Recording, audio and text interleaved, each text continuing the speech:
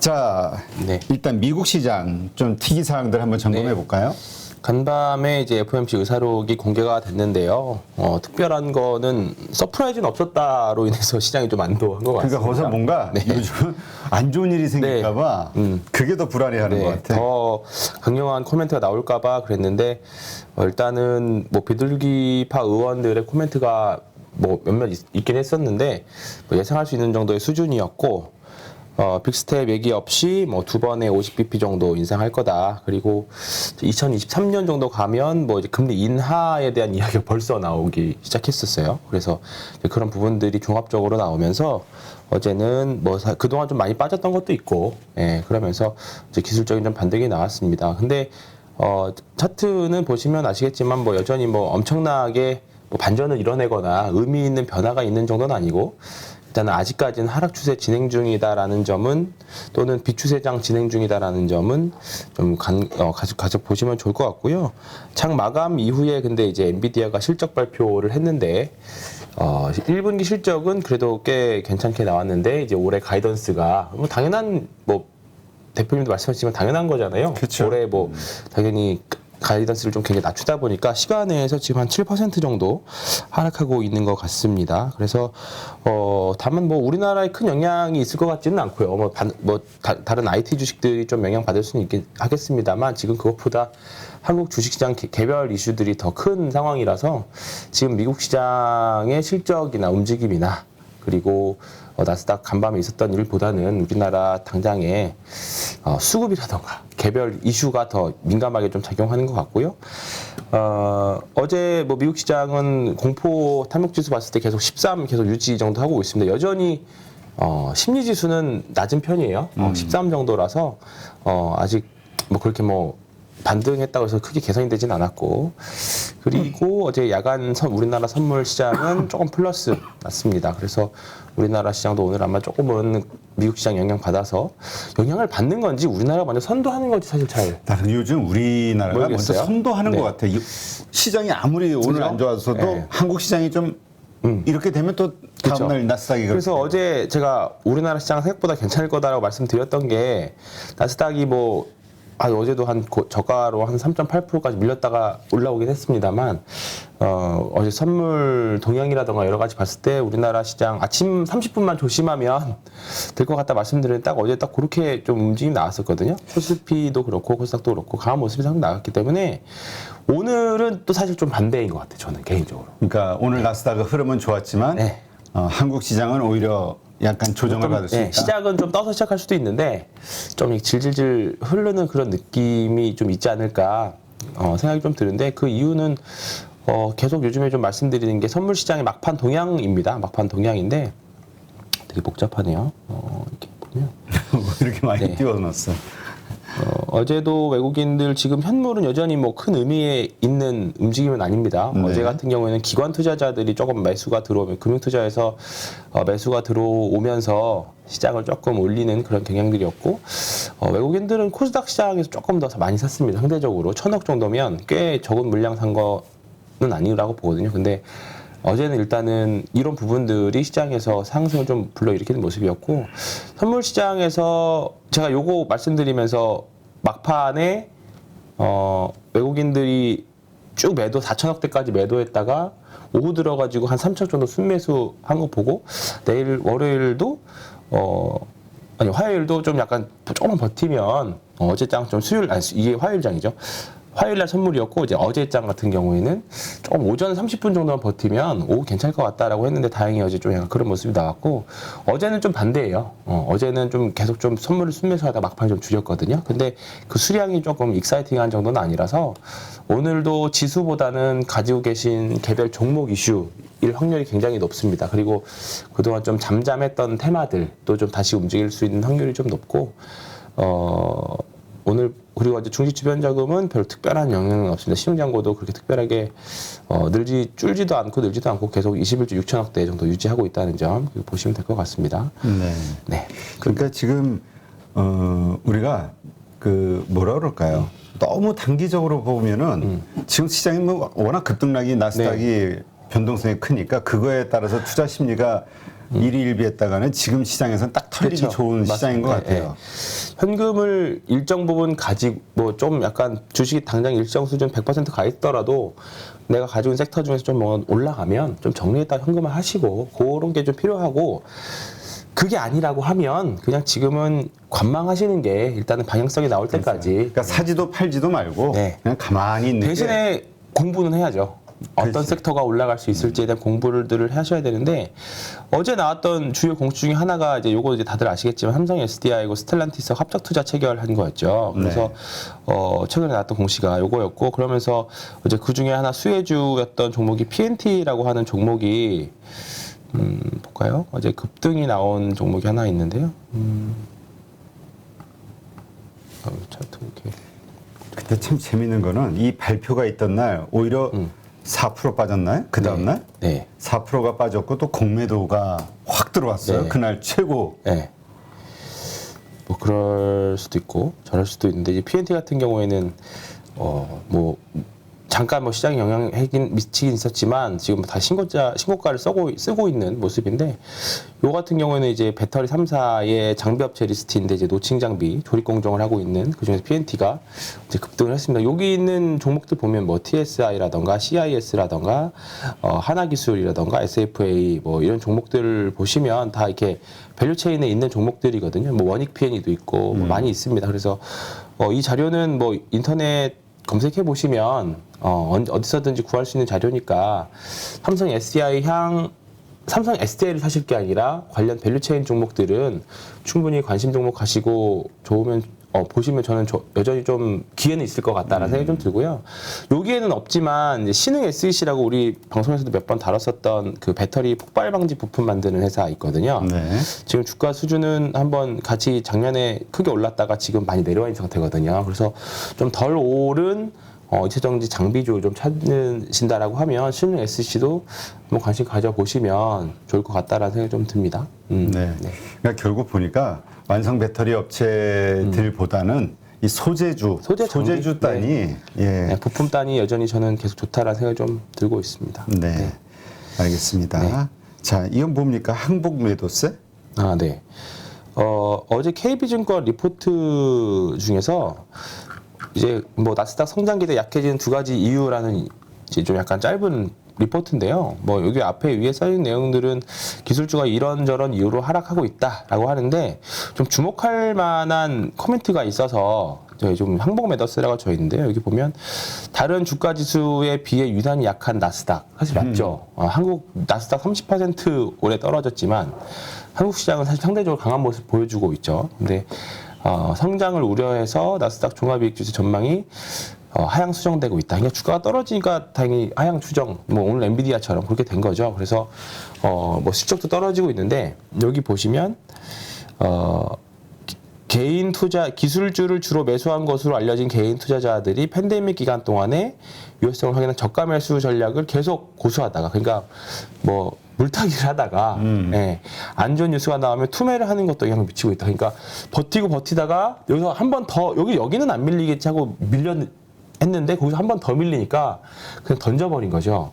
근데 이게 항복 매도세로라는 표현을 한 거죠. 근데 이런 게 몇 번 더 나와야 이제 반등할 거다. 쉽게 말하면 개인들의 물량이 털려야 올라간다. 그 참 어려운 단어들 쓰네. 네, 그렇죠. 그러니까 개인 물량이 문제다 이거지. 네, 그렇죠. 그러니까 개인 투자자 이런 리포트 털려야 올라갑니다라는 말 쓸 수는 없으니까 약간 그런 표현을 하신 것 같은데 이제 주식시장은 특히 이제 한국 주식시장은 미국도 마찬가지고 기관이나 외국인 투자자들이 좀 뭔가 뭉태기 자금으로 뭉칫돈으로 좀 사줘야 주식시장이 올라가거든요. 근데 앞서 매일 제가 체크해드리지만 외국인 투자자들이 크게 사지 않는 이상은 좀 쉽지 않습니다. 그러니까 지금은 좀 짧게 트레이딩. 그러니까 어제도 저도 몇 종목 단기 매매, 장중 매매 뭐 단타 몇 번 하고 했지만 그 폭이 진짜 짧아요. 네, 그 폭이 정말 뭐 몇 종목은 슈팅도 나오는 종목들이 있긴 하지만 진짜 3에서 5 많이 나와야 7. 저 요즘 딱 7% 영역 딱 보고 있거든요. 그러니까 근데 그게 딱 저점에서 잡아서 고점 트레이딩 할 수 있는 게 7%고 그 안에서의 좀 매매를 하려면 3에서 5가 정말 합당한 그나마 할 수 있는 정도예요. 그러니까 좀 그것도 좀 짧아요, 되게. 그래서 굉장히 좀 쉽지 않은 구간들이 이루어지고 있는 거죠. 그러니까 지금 그 뭐 개별 종목들 가지고도 그런 얘기 하시는 분들이 많아요. 뭐 예를 들어서 지금 뭐 LG전자하고 이혼하고 싶다 이런 얘기 하시는 분도 있고. 네. 근데 꼭 이걸 떠나서 LG전자만 아니라 내가 들고 있는 주식 종목하고 정말 끝내고 싶다 이렇게 생각하시는 분들 참 많거든요. 그쵸, 네. 주식시장에서 아예 떠나고 거예요. 싶다 네. 이런 얘기 하시는 분들도 있고. 본전만 되면 본전만 된다. 그러니까 아마 이러한 심리, 건 그러니까 이런 생각을 할 정도로 지금 다들 그렇죠. 엄청 힘들죠. 왜냐하면 이게 살이 확 빠지면은 이게 사람이 어이없이 그냥 당하는데 빠졌다가 다시 올라와서 희망을 줬다가 다시 빠지면 네. 또 실망하고 또 올라오면서 희망을 줬다가 이게 몇 번 반복이 되면 지치거든. 지치죠. 근데 사실 그 변동성 구간에서 떨어져 나가는 거예요. 그래서 지금은 어떻게 보면은 남들은 지쳐서 떨어져 나가길 바라야 되지만 나는 악착같이 여기 붙어 있어야 된다 이런 정 반대되는 심리를 맞아요. 예, 이게 좀 필요한 네. 그런 차원에서 지금 계좌 그렇게 얘기하시는 분들도 있어요. 지금 계좌 보고 가지고 있는 종목 보면 한심하고 이러니까 그런 대로 좀 연습은 우리가 해야 되니까 뭐 몇 주 가지고 샀다 팔았다 뭐 이런 어떤 시장을 이해하기 위해서 그런 테스트를 한다 친다면 그냥 계좌를 따로 개설해 가지고 이거 아예 안 보는 방향. 네네네 맞아요. 네, 원래 새롭게. 장투 계좌와 단기 매매 계좌는 분리를 해야 되는 게 맞고요. 장기 투자하고 있는 종목 안에서 그 안에서 단타도 또 하시는 분들도 많아요. 왜냐하면 내가 하고 있는 투자가 잘 돼서 우상향 가는 종목이라고 하면 사실 주식이라는 게 가속 구간이 있거든요. 그러니까 장기 투자를 해도 이렇게 올라갔다 내려갔다 올라갔다 내려갔다 하잖아요. 근데 그 내려가는 구간에는 뭐 그냥 어쩔 수 없지만 내가 좋아하는 주식이 조금 추세가 상승 좀 일시적으로 수급이 붙는 구간에서는 또 단기 매매하시고 그렇게 하는 구간들이 있거든요. 그러니까 장기 계좌하고 단기 계좌는 조금 분리를 해서 사용하셨으면 좋겠어요. 왜냐하면 이게 같은 계좌 안에서 똑같은 종목을 하면 이게 좀 약간 섞이잖아요. 물량들이 그렇죠. 평단도 막 달라지고 그러면 헷갈리시고 하니까 그렇게 좀 하시는 필요는 좀 있습니다. 이 심리는 모든 사람들이 다 동일하기 때문에 그렇죠? 네, 그러니까 여기에서 다 똑같아요. 예, 독해져야 돼. 독해지고 그 우리 뭐지 낙지 오징어 낙지 네. 발처럼 그냥 쫙 달라붙어가지고. 네, 그런- 지금은 어쨌든 뭐 여러 가지 측면에서는 버티는 구간이 맞다. 네, 그렇게 생각하고 있습니다. 그래서. 알겠습니다. 자 바이오와 조선. 네. 어제 바이오주 괜찮은 흐름이었죠? 네. 어제 막판에 시간이 없어가지고 바이오 얘기를 하다가 말았는데 요거거든요. RNA 치료제. 요거 이제 대신증권에서 나온 리포트인데요. RNA 치료제라고 해서 이제부터 시작이다. 또는 근데 비단 이 리포트뿐만 아니라 계속 제약바이오 섹터에 대한 그 리포트들은 이제 그 흔히 말하는 산업 리포트들 한 50페이지 이상 되는 산업 리포트들은 한 몇 달 전부터 계속 나오기 시작했었거든요. 그러면서 제가 그나마 저는 제약바이오를 그래도 좋아하는 편이라서 계속 이제 저점에서 많이 말씀드렸던 게 우리나라 종목들 중에서 이제 SK 바이오팜이나 SK 어제 좀 의미 있는 상승이 좀 나왔습니다. 전체적으로 바이오팜하고 그 다음에 저 밑에 있죠. 여기 밑에 있습니다. 그 다음에 ST팜, 네, 아이고 ST팜, ST팜 같은 경우에는 이제 여기 RNA 치료제 대표 주자라고 볼 수 있는 ST팜인데 지금 주가는 많이 떨어져 있고 이제 다시 한번 상승을 하려고 지금 계속 시도들을 하고 있습니다. 그리고 어제 셀트리온 종목도 셀트리온 헬스케어도 어제 반등을 많이 했고 조금 2차 전지 어제 섹터들이 조금 밀리면서 뭐 뭔가 이제 바이오들이 치고 올라오는 그런 약간 수급의 큰 섹터에서의 수급 이동이 좀 보이는 그런 흐름들은 좀 있었거든요. 근데 이 흐름들이 아마 계속적으로 반복이 될 거예요. 만약에 어제 제약바이오가 상당히 강했으니까 오늘 제약바이오가 조금 밀리면 반대로 2차 전지나 반도체나 이런 쪽에서 좀 올라오고 그러니까 이게 조금 약간 코스닥 시장 안에서도 큰 자금들이 노는 데가 있고 작은 테마들이 노는 데가 이렇게 있는 것 같아요. 그러니까 작은 테마들이 노는 데는 뭐 지금 뭐 비료, 사료, 그다음에 뭐 우크라이나 재건 뭐 여러 가지 그다음에 뭐 각종 뭐 바이러스와 관련된 내용들 뭐 그런 내용들 조그맣게 이제 흔히 말하는 조막손들이 노는 테마들이 이렇게 있고 큰 자금들이 노는 뭐 큰 묵직한 테마들 있죠. 바이오, 그다음 반도체 소재 장비, 그다음에 뭐 2차 전지 소재 장비, 그다음에 뭐 우주 항공, 뭐 자율주행 뭐 이런 쪽에서 노는 돈들도 따로 이렇게 있는 것 같고 그렇게 좀 분할해서 움직이는 것 같거든요. 근데 오늘 같은 경우에는 만약에 조금 어제 일시적인 하락이 나온 섹터들이 오늘 반등이 나온다고 하면 또 반대로 제약바이오가 좀 더 눌러주는 그런 흐름들. 그러니까 요즘 같은 경우에는 양봉 때 사실 따라가면 사실 조금 쉽진 않아요. 그래서 다 물리죠. 네, 그러니까 철저하게 박스권 하단이나 조금 음봉일 때 대신에 조금 추세가 너무 횡보하고 있는 구간에서는 지금 되거든요. 그런 트레이딩이 되거든요. 그래서 예를 들어서 오늘 제약바이오를 따라 붙기보다는 어제 좀 늘렸었던 좀 2차 전지 소재 장비나 아니면 반도체 소재 장비들 이렇게 보시는 게 좋을 것 같고, 어제 이제 또 아쉬운 게 이제 조선주 대신에 한국카본 이런 이제 조선 기자재들이 올랐거든요. 네. 상대적으로.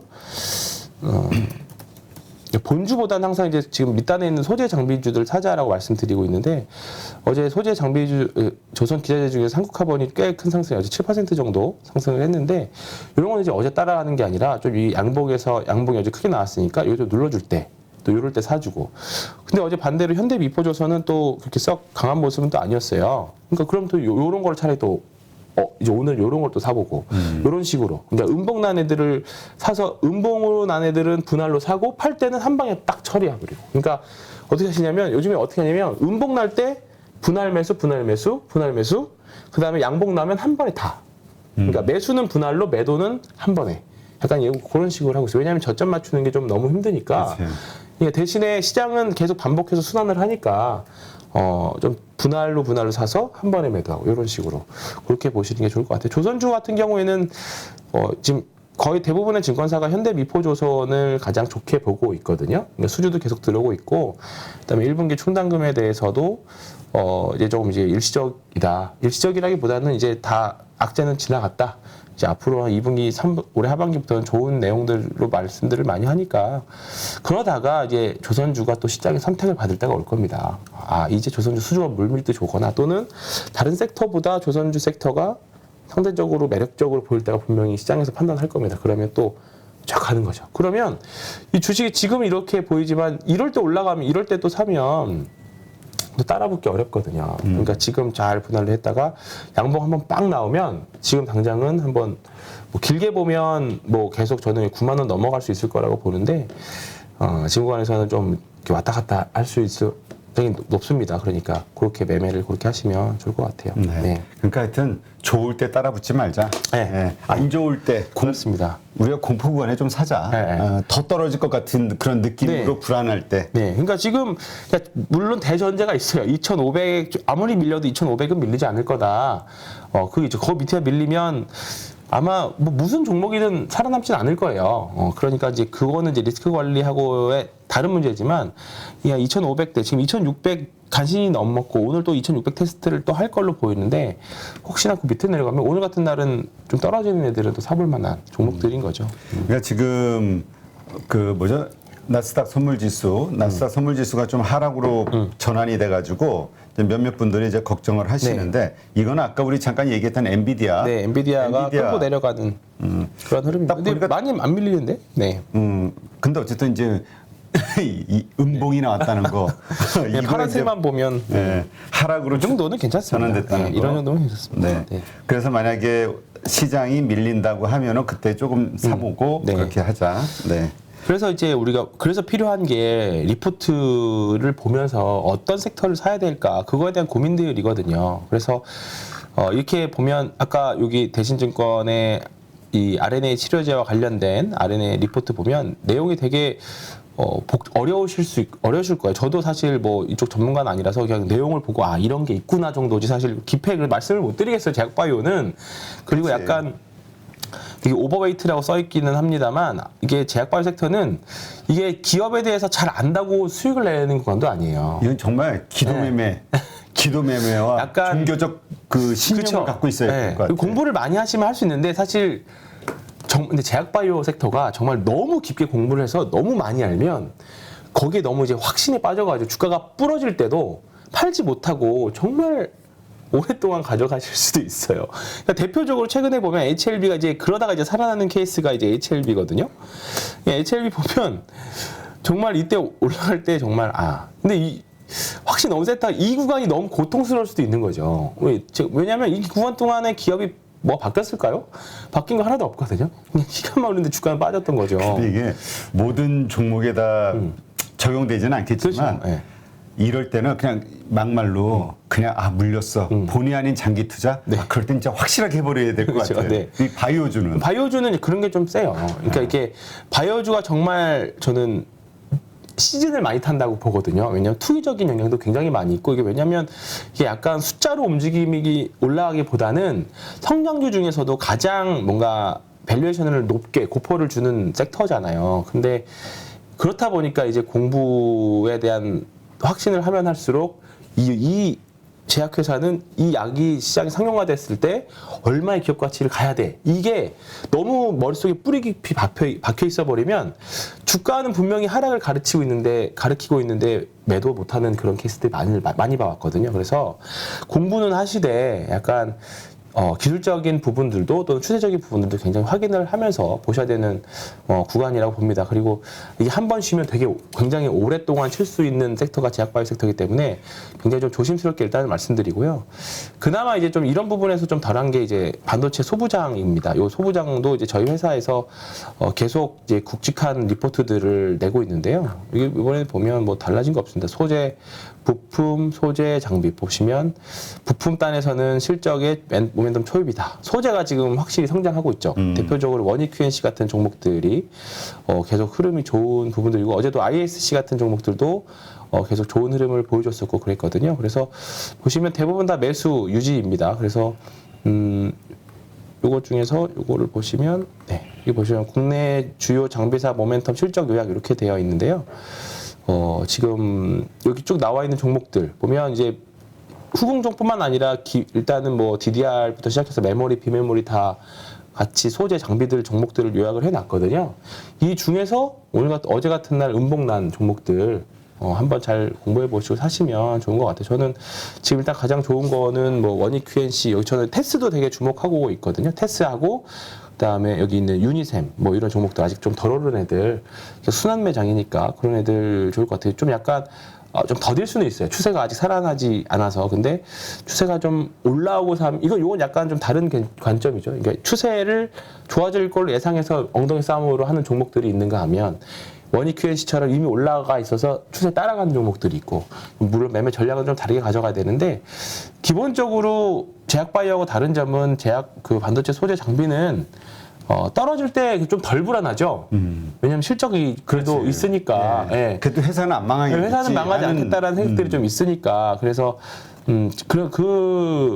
그 부분 때문에 이제 반도체 소재 장비들 또는 반도체 종목들을 보시는데 계속 몇 번에도 언급하신 것처럼 하이닉스, 삼성전자보다는 일단은 올해 소재 장비들이 확실히 좋은 모습. 분명히 또 시간이 지나면 반도체 소재 장비가 이제 희한하게 탄력들을 잃는 구간이 올 겁니다. 어느 정도 다 사실 수시를 내면 그러면 그때 가서는 분명히 삼성전자와 하이닉스가 상대적인 좋은 성과를 낼 때가 올 거예요. 그때가 언제인지 모르지만 그때까지는 여기 보시는 소재 장비 쪽으로 보시는 게 저는 좋을 것 같다라는 생각이 듭니다. 알겠습니다. 자, 이 마지막으로 지금 그 포인트 모바일 그 이야기가 좀 몇 개 올라오는데 그냥 간단히 현재 일어난 상황만 점검해 주죠. 아직 뭐 특별히 업데이트 할 게 없는데요. 이번 주 실적 발표를 했는데 뭐 1분기 실적 뭐 예상했던 것처럼 별로 썩 좋게 나오진 않았습니다. 뭐 그래서 요 차트는 아닙니다. 요거 차트는 아니고 1분기 실적 발표했는데 뭐 한번 제가 가봐야 되는데 요즘에 시장 대응하느라 좀 어려운 상태고요. 7월까지는 기다려야 돼요. 지금 당장은 뭐 변화가 없고 다만 뭐 안 좋은 소식이 있다라고 하면 최근에 어제 본 뉴스 중에 아마존이 좀 약간 공장을 좀 축소할 거다라는 증설을 좀 포기할 거다라는 뉴스가 좀 있어서 실적에 영향을 좀 미칠 것 같기도 하고 그다음에 1분기 실적은 뭐 당연히 중국 봉쇄도 있었고 했기 때문에 어느 정도 안 좋을 거라고 했는데 뭐 그런 부분들은 업데이트해 가봐야 되죠. 거래 정지 상황에서 아직 달라진 게 없는 없습니다. 거죠. 7월까지는 봐야 된다. 일단은 1분기 실적 감사 보고서 가지고 또 회계 법인하고 이야기를 해봐야 되는 부분들이니까 기다려봐야죠. 하여튼 뭔가 변화된 건 없고요. 변화되는 게 있으면 바로 우리 홍팀장님 이제 업데이트 해주시는 걸로. 네, 오늘 좋은 인사이트 고맙습니다. 고맙습니다. 내일이 아니죠? 금요일. 금요일. 내일이 금요일입니다. 내일인가요? 아니 요새 이 나스닥 신경 쓰다가 살다 보니까 시간 가는 줄 모르겠어요. 너무 익사이팅해가지고. 수목금은 매일 보는 걸로. 금요일 뵙겠습니다. 누구나 1시간 안에 200개 종목에서 좋은 종목을 고를 수 있는 그런 능력을 배양할 수 있도록 제가 도와드리려고 그렇게 하고 있습니다.